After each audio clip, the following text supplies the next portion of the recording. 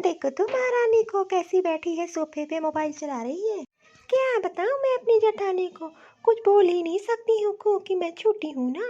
मैं काम करते करते थक चुकी हूँ और ये तो बढ़िया आराम से सोफे पे बैठ के मोबाइल चला रही है। पूरा दिन हो गया है मुझे किचन में काम करते करते और ये मेरी देवरानी आराम से सोफे पे पैर फैला के बैठी है, जैसे लग रहा है कोई काम नहीं होता है घर का। बड़ी है ना इसलिए कुछ कह नहीं पाती। इसको देखती है तो मुझे बहुत तेज गुस्सा आती है। हमको देख देख के जल रही है, मुझे पता है। चली जाओ यहाँ से, हमको देख देख के जल रही हो। दिन भर हमको देखती रहती, इधर से इधर घूमती रहती है और घर में, और कोई काम तेरे पास तो रहता नहीं है। थोड़ा सा काम क्या कर लेती है अपने आप को, पता नहीं क्या समझ लेती हो। अगर हमको पूरा काम करना पड़ जाए तो मेरी देवरानी हमको जीने नहीं देगी। देख लो मेरी देवरानी का गुस्सा, सारा किचन का बर्तन तोड़े फोड़े डाल रही है। देखो तो महारानी को कैसे सारा बर्तन तोड़ रही है, कैसे तो पूरे घर में हंगामा मचा के रखा है। फिर हमको क्या करना है, चाहे घर का सारा बर्तन तोड़ दे। पता नहीं अपने आप को कहाँ की महारानी समझती है, जैसे कहीं की डीएम बन के आई है इस घर में। अरे जीजी चलो खाना बनवा लो, हमसे अकेले काम हम नहीं होता इतना सारा। अरे दादा मेरा पैर तो बहुत दर्द हो रहा है, मैं आज खाना नहीं बना पाऊंगी। मेरे पैर में बहुत तेज सुबह से दर्द हो रहा है। पता चला हमारी जीजी के पास बहुत बहाने हैं। मुझे पता था काम करने के लिए बोलूंगी तो जरूर कोई ना कोई बहाना बना के जरूर रखी होंगी। अरे जीजी चलो, क्या सोच रही हो, इतनी ठंड में मैं अकेले काम नहीं कर पाऊंगी रसोई में। अरे जीजी वैसे मैंने सारे काम कर दिए, सिर्फ रोटी सिकवाना है, चलो साथ में मिलके रोटी सिकवा लेते हैं। अरे मैं क्या बताऊँ छोटी, मेरे पैर में बहुत दर्द है, नहीं तो मैं जरूर जल्दी रोटी सिकवा लेती तेरे साथ। ठीक है तो आज रोटी नहीं बनेगी, दाल चावल बना के रख दिया है, जिसकी मर्जी होगी वो खाएगा, जिसकी मर्जी नहीं होगी वो खुद रोटी सेक के बना के खा लेगा। मैं भी रोटी नहीं सिखाने वाली आज। वैसे भी में मैं अकेले क्यों काम करूं। अरे वैसे भी छोटी तुमको तो रोटी जरूर बनानी पड़ेगी, क्योंकि माँ जी तो चावल बिल्कुल भी नहीं खाती है, वो रोटी ही खाती है, नहीं तो वो खाना नहीं छुएंगी। काम करे तू धीरे धीरे बना ले, मैं जरूर बनवा लेती, मेरे पैर में बहुत दर्द हो रहा है, नहीं तो मैं जरूर सिखवा लेती रोटी आज। अरे जीजी बहाना ना बनाओ, हमको सब पता है रोटी ना बनाने के चक्कर में आप बहाना बना रही हो। अभी आपको घूमने जाना पड़े तो घूम आओगे, तब तबीयत आपकी ठीक हो जाएगी। खाना बनाने का नाम सुनते ही तबीयत का छोटा मोटा बहाना बना लेती हो। और मैं पागल वगल नहीं हूँ, मैं सब समझती हूँ आपका नाटक। अभी तक तो मैं अकेले किचन का सारा काम कर रही थी तो तुम नहीं आती थी, सारा किचन का काम अकेले समेटती थी। तुमको अकेले करना पड़ रहा है तो पता चल रहा है, जाओ अकेले जाके बनाओ। मैं भी तो अकेले सारा काम दिन भर करती रहती हूँ, मैं कहीं की नौकरानी नहीं हूँ। अरे जा, मुझे सब पता है, मैं अगर बैठी हूँ सोफे पे तो फुसफुसा रही थी हमको देख के, हम सब समझते हैं। अरे दीदी आप तो दिन भर सोफे पे बैठी रहती है और कोई काम तो आपके पास है नहीं, बस दिन भर सोफे पे बैठ के आराम फरमाती हो। जब कोई काम नहीं करोगे तो बोलूंगी नहीं क्या। अरे जीजी ये जितना सोफा देख रही है ये मेरे मैके से मुझे शादी में मिला था। अच्छा तो तुम्हारा मतलब है मैं तुम्हारे सोफे पे ना बैठूं, यही तुम्हारा कहने का मतलब है।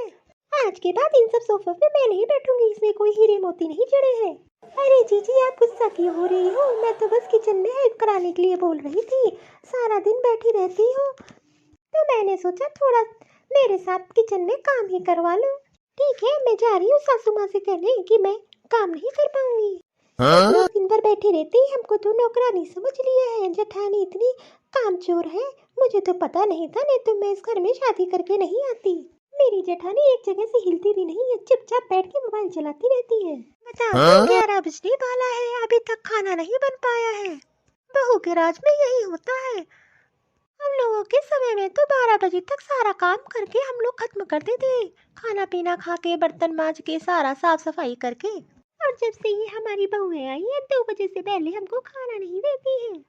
दोनों बहुएं एक दूसरे के इंतजार में बैठी रहती है, कब कौन खाना बनाएगा कब कौन नहीं, इसी चक्कर में 2 बज जाता है। सुबह से सिर्फ चाय पी के बैठी हूँ, अभी तक खाने का कोई नहीं ठिकाना नजर आ रहा है। वाह रे वाह, एक देरानी अंदर आराम कर रही है और सासू माँ यहाँ, हमारी तो किस्मत ही फूट गई है।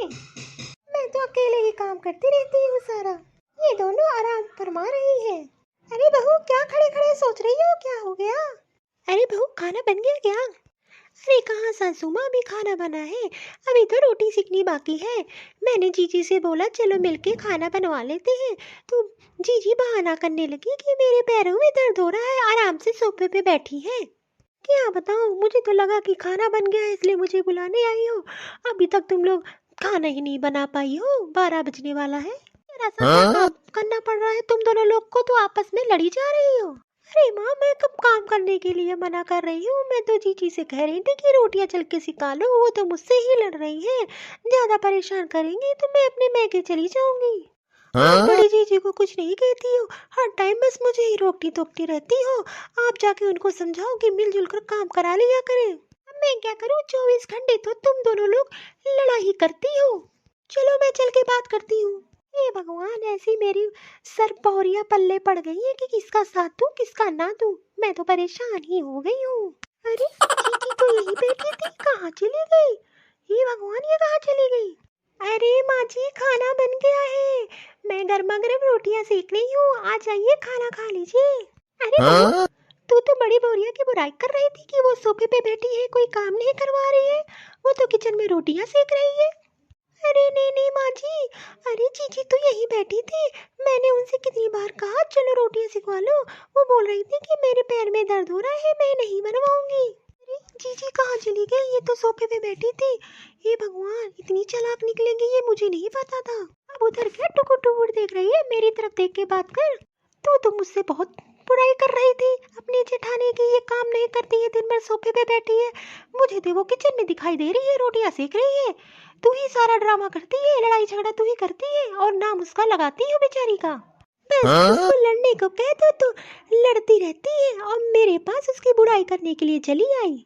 आइंदा से मेरे पास उसकी बुराई लेके मत आना, सारा दिन बेचारी काम करती रहती है, फालतू में उसको डांट खिलवाने के लिए बैठी थी तू। मेरी जेठानी तो बहुत ही चालाक निकली, मुझको ही उल्टा फंसा दिया और सासू माँ से डांट खिलवा दिया। आज तो जेठानी बच गई, आगे मौका देख के जरूर उनको पकड़वाऊंगी रंगे हाथ। आज तो माँ से मैंने डांट खा लिया, लेकिन अब मैं भी समझ गई हूँ अपनी जेठानी की चालाकी। अरे दोस्तों, मेरा वीडियो आप लोग को कैसा लग रहा है, थोड़ा लाइक और सब्सक्राइब जरूर कर दिया करो।